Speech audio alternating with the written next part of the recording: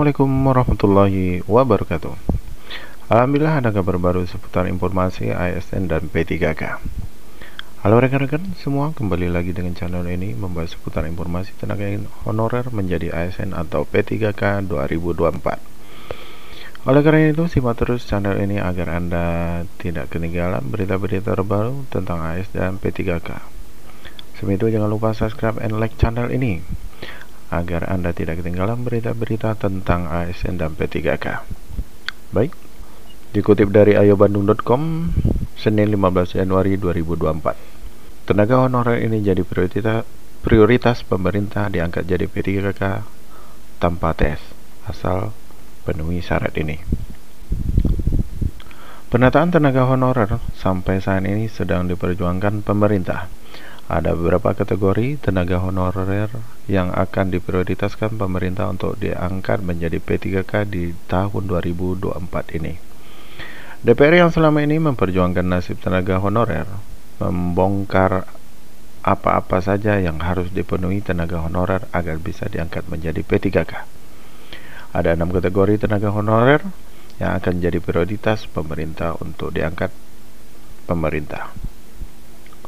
Yang pertama, honorer bidang pendidikan. Yang kedua, honorer bidang kesehatan. Yang ketiga, honorer bidang administratif. Yang keempat, honorer bidang pertanian. Yang kelima, honorer di bidang fungsional. 6, honorer bidang pertanian.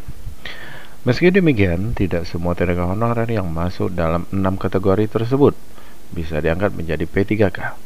Dalam kebijakan yang diambil pemerintah ini, validasi dan verifikasi data yang dilakukan BKN dan BPKP menjadi momen penting dalam pengangkatan honorer ini.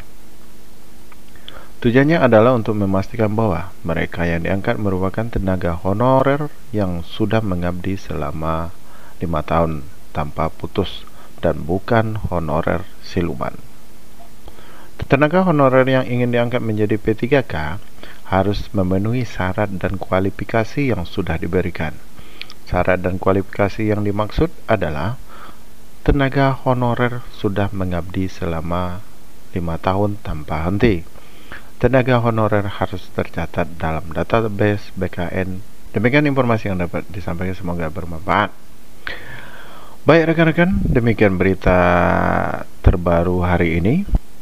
Semoga kita termasuk syarat dan kualifikasi yang dimaksud Menpan RB, yaitu tenaga honorer sudah mengabdi selama 5 tahun tanpa henti. Yang kedua, tenaga honorer harus tercatat dalam database BKN. Sesuai dengan video-video sebelumnya sudah menjelaskan bahwa tenaga honorernya sudah mengabdi selama 5 tahun tanpa henti, dan kedua, tenaga honorer harus tercatat dalam database BKN. Sekian, semoga bermanfaat bagi rekan-rekan sekalian. Semoga ini menjadi harapan yang terlaksana secepatnya, dan kita semua semoga menjadi ASN P3K di tahun 2024. Lebih dan kurang mohon maaf. Wassalamualaikum